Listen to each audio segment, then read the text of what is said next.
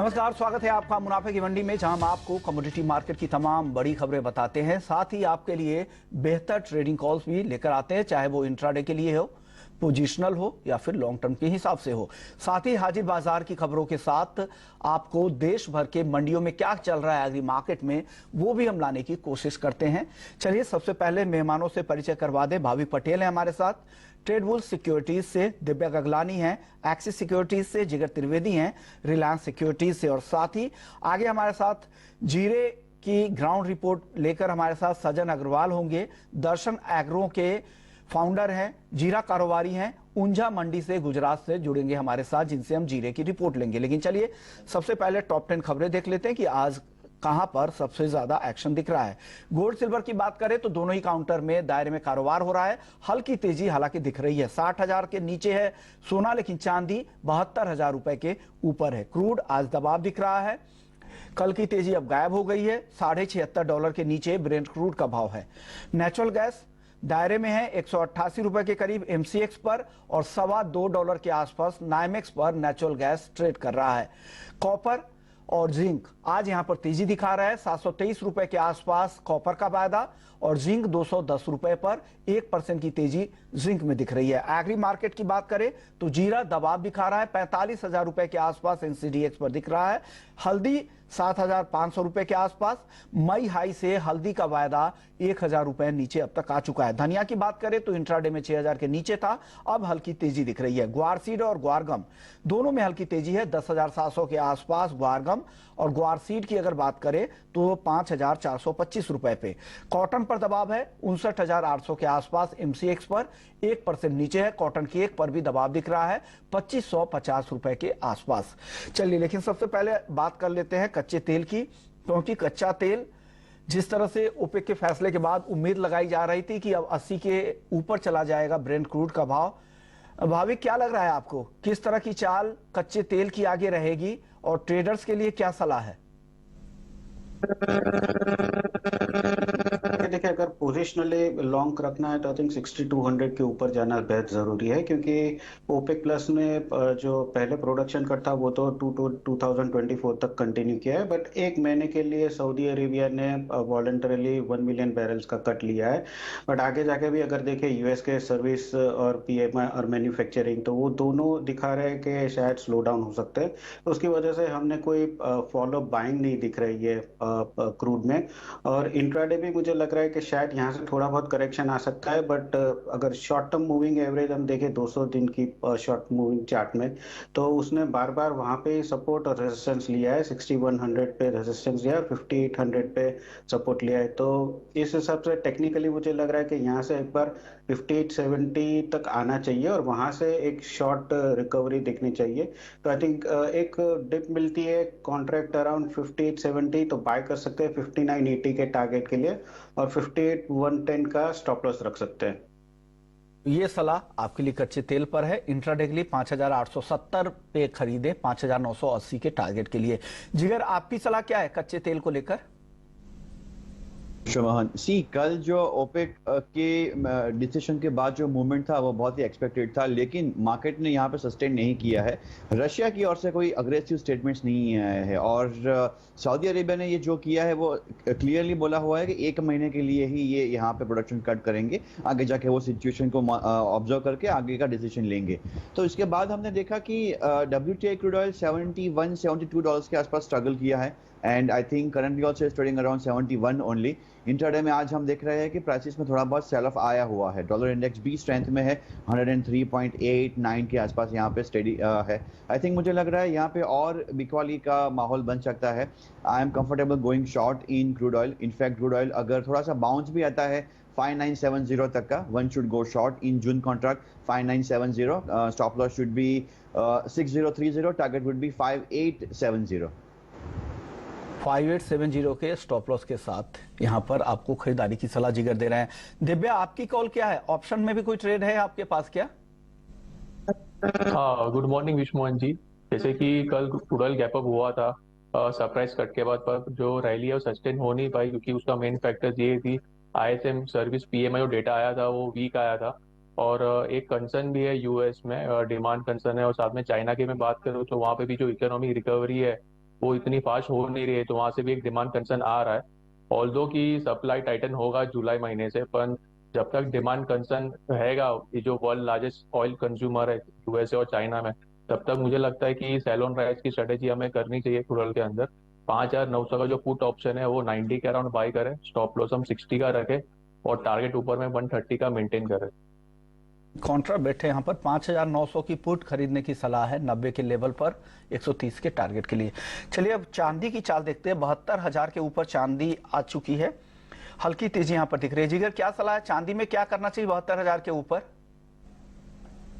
तो मैं सेशन की बात करूं तो अलोंग विथ बेस मेटल्स चांदी में भी हमें एक रैली देखने को मिल रही है। एंड अगर इंटरनेशनल फ्रंट पे बात करें 23.58 57 के आसपास स्टडी है। कोई मेजर इकोनॉमिक डेटा तो आज या आने वाले इन दिनों में वेस्टर्न कंट्रीज से नहीं है। हाँ, जो फोकस है वो फेड पे है कि 14 जून को फेड क्या करेगी। अनसर्टेनिटी है मार्केट में, चाहे वो चांदी को लेके हो या गोल्ड को लेके हो। बट जैसा कि मैंने बताया, आज बेस मेटल्स में एक रैली का माहौल है, इस वजह से चांदी में भी हम देख रहे हैं कि थोड़ा बहुत यहाँ पे बाइंग मोमेंटम दिख रहा है। जुलाई कॉन्ट्रैक्ट 72,000 के आसपास मिले, one should go long. And 71,700 का स्टॉप लॉस लेके चले 72,600 के टारगेट के लिए।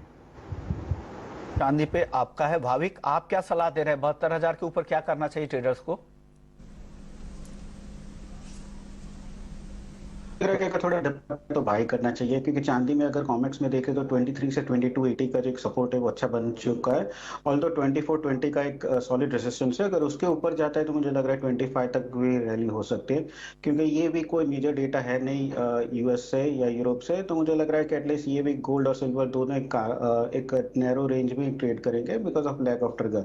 बट आज के दिन चांदी पॉजिटिव लग रही है। अगर थोड़ा करेक्शन भी आता है 71,590 से 71,650 के करीब, तो लॉन्ग कर सकते हैं 71,200 के स्टॉप लॉस से, और टारगेट रख सकते हैं 72,350 का। 72,350 के टारगेट के लिए डिप पे खरीदारी की सलाह, जो करंट लेवल है यहाँ से 500 रुपए का करेक्शन है, फिर खरीदे। देव्या, आपकी कॉल क्या होगी? गोल्ड और सिल्वर में क्या करना चाहिए आज? गोल्ड की मैं बात करूं तो कल गोल्ड में हमें शाम को एक अच्छा रैली देखने मिला इवनिंग सेशन में। जब भी डेटा आया तो डेटा से इंडिकेट किया कि वीक है, तो उसके वजह से जो प्रोबेबिलिटी है अभी रेट हाइक पॉज का वो बढ़ गया है। ऑलमोस्ट अभी 80% है कि रेट हाइक नहीं होगा, तो उसका हमें एक पॉजिटिव असर देखने मिला। साथ में डॉलर इंडेक्स में भी नरमी देखने मिली। 104.60 तक जा चुका था, अभी 103.90 पे ट्रेड कर रहा है, तो एक पॉजिटिव फैक्टर है। और साथ में अभी यूएसए और चाइना में भी टेंशन बढ़ रही है, तो जो सेफ हेवन की डिमांड है वो भी गोल्ड में दिख रही है हमें। तो मेरा व्यू गोल्ड में बाय ऑन डिप्स का रहेगा। 59,700 का स्ट्रॉन्ग सपोर्ट है, वहां पे बाय करें। स्टॉप लॉस हम 59,500 का रखें और टारगेट ऊपर में 59,950 का मेंटेन करें। सिल्वर में भी हमें तेजी देखने मिली, ऑल्दो सेंटीमेंट मिक्स है इंडस्ट्रियल मेटल में, पर आज कॉपर और जिंक एक अच्छी रैली देखने मिली है, तो वो एक सपोर्ट कर रहा है प्राइसेस के लिए। तो सिल्वर भी मैं बाई में रहूंगा। सिल्वर हम 71,800 के आसपास बाई कर सकते हैं। स्टॉप लॉस हम 71,400 का रखें और टारगेट ऊपर में 72,300 का मेंटेन करें। ओके जिगर, आपको भी लग रहा है खरीदारी करके जाएं? 59,850 है करंट लेवल, इस लेवल पे खरीदे क्या सोना? जी बिल्कुल विश्वमोहन, मुझे लग रहा है कि थोड़ा सा डिप अगर मार्केट में आता है 59,800 तक का, then one should go long. 59,700 का यहाँ पे स्टॉप लॉस लेके चले, 60,000 का टारगेट लेके हम यहाँ पे आगे लॉन्ग कर सकते हैं। जैसा कि मैंने पहले भी बताया, आज से लेके अब ये हफ्ते में कोई मेजर इकोनॉमिक डेटा नहीं है वेस्टर्न कंट्रीज से। फेड को लेके अनसर्टेनिटी है, लेकिन मुझे लग रहा है कल के दिन में जो इकोनॉमिक डेटा यूएस के आए थे, उसके बाद डॉलर इंडेक्स जो 104.10 के आसपास था, 103.8588 के आसपास कूल डाउन हुआ है। यहाँ पे थोड़ा बहुत अपॉर्चुनिटी मिल सकती है। सी गोल्ड की अगर मैं बात करूँ तो कॉमेक्स फ्रंट पे 1930 1985 ये एक रेंज बन चुकी है। जब तक ये रेंज ब्रेक नहीं होगी तब तक डिसीजन कॉल लेना डिफिकल्ट है, लेकिन इंट्राडे के लिए लॉन्ग इनिशिएट कर सकते हैं। चलिए अब बात कर लेते हैं नेचुरल गैस की। नेचुरल गैस हल्की गिरावट है, 0.25% के आसपास की, 187 रुपए के नीचे। क्या करना चाहिए इन लेवल्स पे नेचुरल गैस में? दिव्या, आपको अगर ऑप्शन में कोई ट्रेड है तो वो ज्यादा बेहतर होगा, क्योंकि काफी वॉलेटाइल काउंटर है ये। नेचुरल गैस की मैं बात करूँ तो कल इवनिंग सेशन में हमें एक अच्छी रैली देखने मिली। वेदर फोरकास्ट है वो थोड़ा सा गर्म है, तो उसके वजह से पावर जनरेशन की जो डिमांड है वो बढ़ेगी, तो उसके वजह से हमें एक रैली देखने मिला। और टेक्निकली मैं बात करूँ तो डेली चार्ट पे एक स्पिनिंग टॉप फॉर्मेशन हुआ है, उसके बाद एक ग्रीन कैंडल बनी है, तो वो भी एक पॉजिटिव साइन है प्राइसेस के लिए। बाय ऑन डिप्स की स्ट्रेटेजी रखनी चाहिए नेचुरल गैस में। 185 का जो कॉल ऑप्शन है वो 10 के आसपास बाई करे, स्टॉप लॉस हम 7.5 का रखे और टारगेट ऊपर में 13 का मेंटेन करें। 185 के स्ट्राइक की कॉल ऑप्शन खरीदने की सलाह नेचुरल गैस में दिव्या दे रहा है। जिगर, आपकी सलाह क्या है नेचुरल गैस में? नेचुरल गैस में मेरा भी व्यू तो लॉन्ग का ही है। सी हमने 210 से लेके 180 तक का एक शार्प फॉल देखा था और 2 दिनों से हमने देखा है कि मार्केट में थोड़ा बहुत बाइंग मोमेंटम आया है। आज हालांकि थोड़ा प्रेशर है, लेकिन मेरा कॉल जो है वो buy only about 190। Stop loss would be 187, target would be 196 is also possible. अगर ऑप्शन में खेलना है तो 190 के कॉल ऑप्शन 23 जून एक्सपायरी के हम बाय करके चल सकते हैं around 9.5 9.8। Stop loss should be 4 rupees and target would B 18। Sir, दोनों के विकल्प आपके पास है। 196 तक जिगर को लगता है कि ऊपर की तरफ जा सकता है, तो आप 190 के स्ट्राइक की कॉल ऑप्शन खरीद सकते हैं। बेस मेटल्स में अब रिकवरी आ रही है। 210 के करीब जिंक है, कॉपर 723 के ऊपर, लेड हालांकि उस तरह की गिरावट भी नहीं आई थी, 183 रुपए के आसपास। एल्युमिनियम लेकिन आज भी दायरे में है, 206 रुपए के आसपास। भाविक, आपको क्या पसंद आ रहा है? इन चारों काउंटर्स में अगर चुनना हो आज के लिए तो कहां पर ट्रेड करेंगे? टॉप पिक क्या होगी?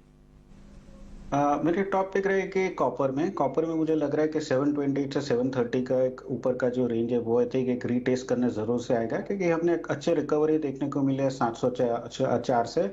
और अगर इन्वेंट्री भी देखें तो 3 दिन में एलएमई की इन्वेंट्री है वो स्टडी हो चुकी है। उससे पहले 15 दिन में बढ़ ही रही थी और एक ओवरसोल्ड जोन से भी बाहर निकल रहा है। तो मुझे लग रहा है कि जब भी नेक्स्ट वीक जब शायद रेट पॉज होगा और डॉलर भी और वीक होगा तो हमें शायद और ये रैली एक्सटेंड हो सकती है। बट अभी के अभी तो मुझे लग रहा है कि 730 का जो एक पहले का रेजिस्टेंस है वो जरूर से रिटेस्ट करने आएगा। तो कॉपर मेरी टॉप पिक रहेगी। 720 पे बाय की रिकमेंडेशन रहेगी। टारगेट रहेगा 727 से 730 का और स्टॉप लॉस रहेगा 715 का। अब दिव्या, आप बताइए, कॉपर पे भी आप अपना व्यू रखें और साथ ही लेड में बताइए, क्योंकि लेड काफी दायरे में है, यहाँ पर क्या करना चाहिए? कॉपर में हमें एक अच्छी रैली देखने मिली थी कल। एलएमई का जो कॉपर कॉन्ट्रैक्ट है वो ऑलमोस्ट 3 वीक के हाई पे था, $8372 पे। मेन अभी जैसे कि देखा कि कोई ज्यादा इवेंटफुल है नहीं, नेक्स्ट वीक ही एक बड़ा सा इवेंट है, तो साइडवेज ही ट्रेड करेगा, पर बायस is toward, it will be towards positive, क्योंकि डॉलर इंडेक्स भी थोड़ा सा कमजोर हुआ है। कॉपर पर अभी एक 726 का एक स्ट्रॉन्ग रेजिस्टेंस है। आज भी अभी मॉर्निंग सेशन में देखा कि वहां से प्राइसेस रिट्रेस हुए हैं, तो जब भी प्राइसेस ये लेवल ब्रेक करता है तो उसके ऊपर ही बाय करके चले। स्टॉप लॉस हम 723 का रखें और टारगेट हम 730 का मेंटेन करें। और लेड की मैं बात करूँ तो एक रेंज में कारोबार हमें करने देखने मिल रहा है। तो जो भी ट्रेडर्स है जिसको वॉलेटिलिटी ज्यादा पसंद नहीं है तो लीड में काम कर सकते हैं। 182.5 का जो लेवल है वहां पे बाय करें, स्टॉप लॉस हम 181.5 का रखें और टारगेट ऊपर में 183.6 का मेंटेन करें। चलिए, अब जिगर, आपकी टॉपिक क्या होगी मेटल में? आज कहाँ क्या खरीदारी करनी चाहिए आज मेटल में? जिंक में मेरे यहाँ पे बाय कॉल है। सी हम पिछले 4 महीने का अगर हम यहाँ पे जिंक का चार्ट देख रहे हैं तो 4 महीनों से लगातार मंथ ऑन मंथ यहाँ पे हमने गिरावट देखी है। 295 वाली जिंक 204 205 पे सपोर्ट लेके कंसोलिडेट करके थोड़ा बहुत अब पॉजिटिव मोमेंटम दिख रहा है। पोजिशनली अगर भी जिंक में पोजीशन लेनी है, आई थिंक 203 या 204 के स्टॉप लॉस से जिंक मिनी में भी पोजीशन ले सकते हैं। Target would B 220 225। हालांकि इंट्राडे की हम बात कर रहे हैं यहाँ पे, one should go long in zinc. June contract at current levels only 209.5 210 and stop loss would B 207। Target would B 212 214 also.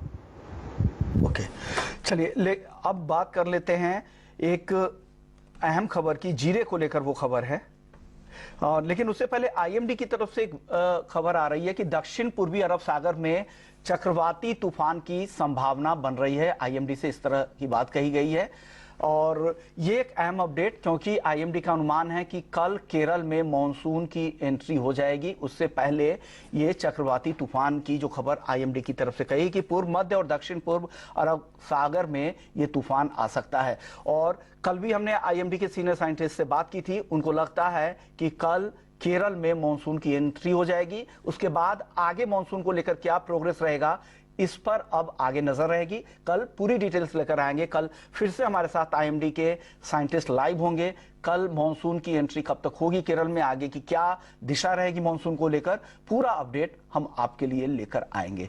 चलिए, लेकिन अब एग्री मार्केट की चाल देख लेते हैं। सबसे पहले आज मसालों की चाल देखेंगे, क्योंकि 45,000 के आसपास जीरा है और धनिया लगातार कमजोरी दिखा रहा है। आज 6,000 के आसपास है, इंट्राडे में 6,000 के नीचे भी चला गया था। हल्दी में भी यहां पर कमजोरी दिख रही है, 7,500 रुपए के नीचे। भाविक बताइए, मसालों में क्या करना चाहिए इन तीनों ही काउंटर में? दो में आज दबाव दिख रहा है, धनिया सपाट है, क्या करें तीनों में? आई थिंक तीनों में मुझे तो अभी भी वीक ही लग रहा है। देखना चाहिए कि आगे जाके मानसून कैसा हो रहा है, बट एटलीस्ट मुझे लग रहा है कि कहीं अगर सेल करना हो तो एक हल्दी में कर सकते हैं, क्योंकि ऑलरेडी धनिया बहुत लो पे चल रहा है। तो यहाँ से बाय तो नहीं दिख रही है, बट अगर सेल की है तो रिस्क रिवॉर्ड रेशियो अच्छा नहीं है।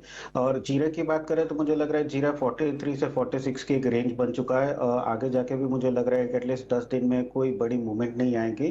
तो ट्रेड अगर अपॉर्चुनिटी रहेगी तो एक हल्दी में रहेगी, क्योंकि वहां से 8700 से हमने करेक्शन 7400 तक दिख रहा है, और मुझे लग रहा है कि ये करेक्शन 7200 तक भी दिख सकता है। तो करंट मार्केट प्राइस से ही मैं रिकमेंड करूंगा कि हल्दी में शॉर्ट कर सकते हैं। 7700 का स्टॉप लॉस रख सकते हैं और 7100 से 7000 का टारगेट रख सकते हैं। अब जीरे पर अपडेट देने के लिए हमारे साथ सजन अग्रवाल हैं, दर्शन एग्रो के ऊंझा मंडी से हैं। सर, स्वागत है आपका ईटी नाउ स्वदेश पर। सर, जीरे की ग्राउंड को लेकर क्या रिपोर्ट है, किस तरह के अराइवल्स है, एक्सपोर्ट को लेकर किस तरह की डिमांड है, ग्राउंड के डेटा क्या सजेस्ट कर रहे हैं? जी, अभी जीरे के अंदर क्या है कि फंडामेंटल काफी मजबूत है। आमदनी जो जीरे में ऊंझा मंडी के अंदर आ रही है वो 4 से 5 हजार बोरी रोज की आ रही है। उसके सामने डोमेस्टिक डिमांड भी ठीक है, और एक्सपोर्ट में जैसे अभी अपने बकरीद आने वाली है तो बांग्लादेश की काफी अच्छी डिमांड बनी हुई है।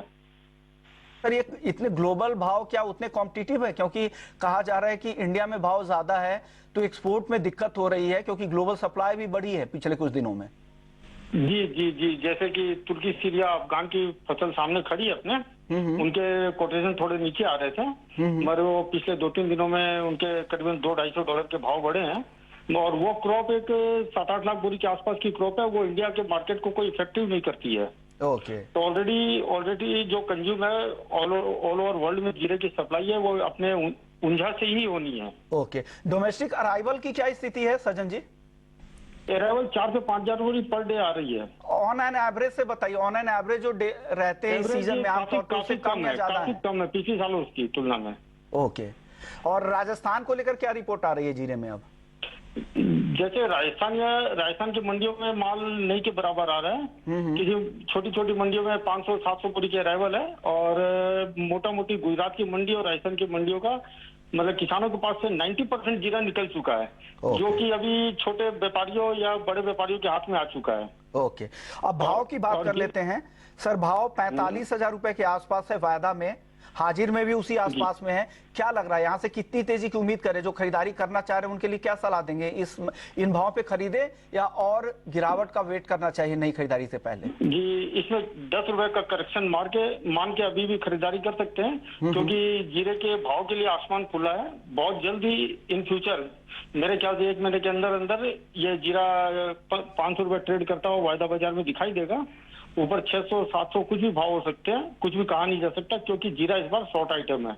ओके, यानी शॉर्ट आइटम है। 50,000 रुपए जीरे का भाव जल्द ही जा सकता है, ऐसा सजन जी को लग रहा है। और 60,000 भी नामुमकिन नहीं है, हो सकता है कि आगे चलकर, हालांकि ये शॉर्ट टर्म में नहीं बता रहे, तो मामूली और हल्की फुल्की गिरावट आए, करेक्शन में आपको खरीदारी के मौके देखने चाहिए, ये सजन अग्रवाल जी को लगता है। शुक्रिया सर, आपने वक्त निकाला हमारे लिए और ग्राउंड की रिपोर्ट बताई कि क्या चल रहा है। चलिए, बाकी एक और काउंटर है, वो है कॉटन, जहां पर आज दबाव दिख रहा है। रिकवरी की बीच में कोशिश हो रही थी। एमसीएक्स पर देखिए करीब करीब 1% नीचे है कॉटन कैंडी का भाव। भाविक, क्या लग रहा है कॉटन में? 59,800 आज 1% नीचे है। क्या करना चाहिए कॉटन केक में, कॉटन में, माफ कीजिएगा? देखिए कॉटन में 57,000 से 60,500 की एक अच्छी रिकवरी हमने देखने को मिली है और आई थिंक अभी मुझे लग रहा है कि थोड़ा बहुत प्रॉफिट टेकिंग भी आ रहा है क्योंकि बारिश से पहले जो एसोसिएशन है वो अगर हम देखें तो काफ़ी सारे जो कॉटन के ट्रेडर्स है वो अपना माल खाली कर रहे हैं, तो उसकी वजह से अराइवल थोड़ी बड़ी है, तो प्राइसेस थोड़े मुझे लग रहा है कि करेक्शन और हो सकते हैं। तो यहाँ से एक बार करेक्शन 58,800 से 58,500 तक दिख सकता है, तो शॉर्ट करके ही चलना चाहिए। यहाँ से 60,500 के स्टॉप लॉस है और नीचे मुझे लग रहा है टारगेट 58,800 से 58,500 तक हमें दिख सकता है। यहाँ से करीब करीब 2,000 की गिरावट और आ सकती है, ऐसा भावी को लगता है। 58,000 या 58,500 तक दिख सकते हैं। ये एमसीएक्स कॉटन पर भी हुए। कॉटन केक भी हालांकि बीच में रिकवरी की कोशिश हो रही थी, पिछले हफ्ते 2700 के आसपास भी भाव गया था और फिर से गिर गया है। आज भी 1% नीचे है कॉटन केक, 25-50 के आसपास है। क्या लग रहा है भावी कि यहाँ पे कॉटन केक में? देखिए टेक्निकली मुझे लग रहा है कि 25-30 के नीचे जाता है तो यहाँ से 2450 तक के भी टारगेट आ सकते हैं, तो एक बार वेट कीजिए। अगर 25-30 के नीचे ट्रेड करता है तो शॉर्ट पोजीशन ले सकते हैं 2450 के टारगेट के लिए और स्टॉप लॉस रख सकते हैं 2580 का, तो क्योंकि 2530 का एक अच्छा सपोर्ट आ रहा है तो एक बार वेट करना चाहिए। अगर उसके नीचे ब्रेकडाउन आती है तो शॉर्ट पोजीशन लेनी चाहिए। पूरी तरह से टेक्निकल है ये, हाजिर डिमांड या सप्लाई को लेकर नहीं है, पूरी तरह से टेक्निकल व्यू है। सिर्फ एक्सचेंज में जो ट्रेड करते हैं उनके लिए ये राय है। चलिए अब बात कर लेते हैं ग्वारसीड और ग्वारगम, जहां पर आधे % तक की तेजी दिख रही है। 10,700 पे ग्वारगम और 5,425 के आसपास ग्वारसीड है। क्या करना चाहिए ग्वारगम और ग्वारसीड में भाविक? दोनों में बाई करना चाहिए क्योंकि दोनों अगर देखें तो जो रेंज है वो नीचे की रेंज के करीब ही चल रहा है सपोर्ट के यहाँ, और मुझे लग रहा है कि आगे जाके तभी वीक हो सकती है कि अगर नॉर्मल मॉनसून आ सकता है। अभी अगर 15 डेज के बाद पता चलेगा कि मॉनसून कैसे रहेगा तो तब तक के लिए मुझे ज्यादा मेजर करेक्शन नहीं लग रहा है, बट हाँ रिस्क रिवॉर्ड से यहाँ से लॉन्ग करने की ज्यादा अच्छा दिख रहा है मार्केट। तो करंट मार्केट प्राइस से ही मैं गोवा सीड में बाय की रिकमेंडेशन करूंगा 5550 के टारगेट के लिए, और नीचे स्टॉप लॉस रहेगा 5350 का। और सेम अगर गोवा गम की भी बात करें तो गोवा गम में भी मुझे लग रहा है करंट मार्केट प्राइस से ही बाय कर सकते हैं 10,500 स्टॉप लॉस से, और ऊपर में टारगेट रख सकते हैं 11,100 का। भाविक आपका, दिव्या आपका और जिगर आपका, आप लोगों ने वक्त निकाला। मुनाफे की मंडी में फिलहाल इतना ही। ब्रेक के बाद आपके लिए एफएम जंक्शन। नमस्कार।